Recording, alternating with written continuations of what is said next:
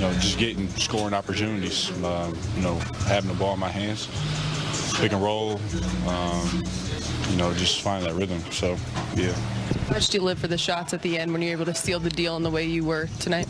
Ever since I was a kid, playing in open gym at the YMCA, score maybe, 10-10, game 11, I'd probably take every shot. So, just something that, I just enjoy doing, and I'm confident when I take them. So. The numbers for Rondo speak for themselves, but what can be said about the way in which he was able to control the tempo for you guys all night? Rondo set the tone for us. Going right at CP, right out the gate, being aggressive to score. A lot of times everybody knows him as a pass-first guy, but he came out the gate, in attack mode, especially with them playing with Steven Adams in the deep drop. He was able to, really get downhill, get to his little mid-range shots, and, just control the offense. Talk to us about patience kind of being the theme of your season. How is that patience starting to pay off? I don't know yet. We got a lot more games. So, you don't think these last two nights doesn't mean anything in terms of like a turning point at all? I can't really say because, we got like 40-some more games, and you just never know. So.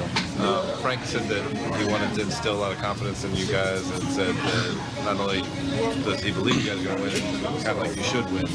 What was his message like pre-game?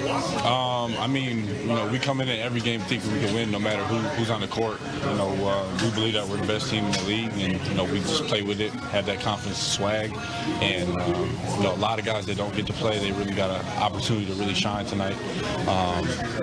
Troy Davis came in. Troy and Quinn probably the key to the game.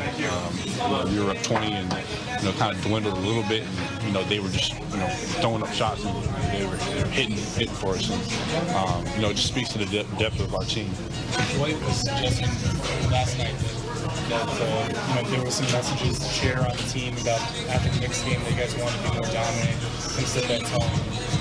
What has that meant for you, and how has that kind of come out for you? We got the most size in the league, probably the most depth. So for us, we want to just try to be as dominant as possible. After that Knicks game, we talked about their physicality right from the jump, and they kind of came out and obviously won by a good margin, but they tried to punch us in the mouth, and we didn't really necessarily like that. So we just try to come out every night, just with a chip on our shoulders, and everybody on the team has something to prove. So. How does your mental approach change from being how does your mental approach change being a starter versus being a guy that comes off the bench? Is anything different there for you? I just know I'm gonna get a lot more opportunities, so I'm just aggressive. I know that rhythm is gonna be easier to get. So. Is it also a case that the minutes will be there, the shots will be there, the opportunities will be there, so just go out and just play with a nice free flow? Yep. A lot of times, when you're playing, minutes, and where shots are going to come, it's a little bit easier to get in the game, and just take your time and poise, rather than the versa. So,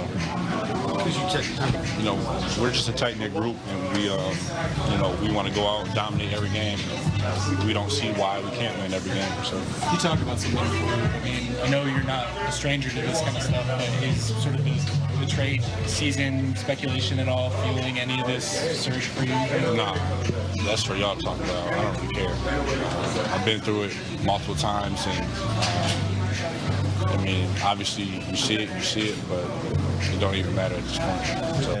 And really extremely happy for the guys that, in particular, like Quinn and Troy and Duds that don't play every night, and they have to stay ready, which is a difficult assignment when you're not practicing and games are going by where you're not playing. For those guys to stay ready and come in and contribute at the level that they did tonight. All three of them played fantastic, and it was a big part of the win. But really happy for everybody having a next man up mindset with our two big guns out and Danny out. First quarter, our guys came out on fire and playing with great energy, great pace, and a great defensive proficiency, and just a solid win for our guys. It's easy to look at the numbers that Rajon gave you, but just the overall impact, the tempo controlling that all game long. How big was that for you? Yeah, I said it earlier in the season. Rajan's impact is measured in swag. You know what I mean? He just brings a confidence to the group, calling and barking out coverages on the defensive end and controlling the action offensively. And the biggest uptick the last few games with him is that we're trying to encourage him to play with offensive pace. And when he's doing that and making those decisions in the open court, we're pretty tough to stop. Frank, does your mind already kind of spin on some of these guys who play reserve roles when the regular starters are in? How do you kind of bottle it up and get more out of when they play fewer minutes?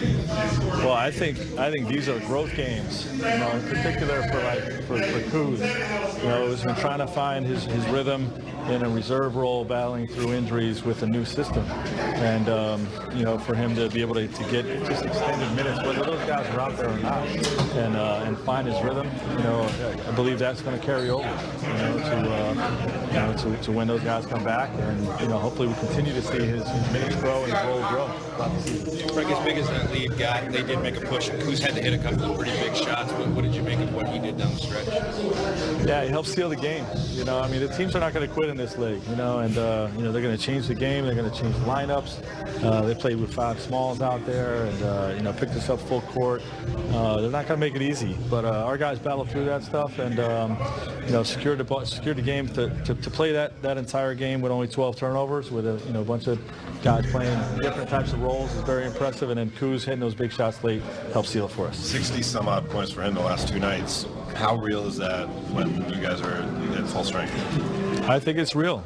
Like I said, a lot of this is just, he's been hampered by the injuries and just struggling a little bit to try to find his rhythm. But, since he's been back, since we shut him down for a few games, he's been playing at a really high level. A couple games where he didn't really score the ball well, but, hopefully this is just another step in that growth into that role, and hopefully he keeps it going. You said he is such a young player. Do you find yourself having to talk to Kuz a little bit more to, encourage him, but make sure you keep him engaged? I try not to. He's a confident guy. A lot of people are trying to, create sort of an issue like, what's going on with Kuz, or why are we getting more out of Kuz and all that stuff. And to me, it's just a matter of time. Everybody just has to be patient.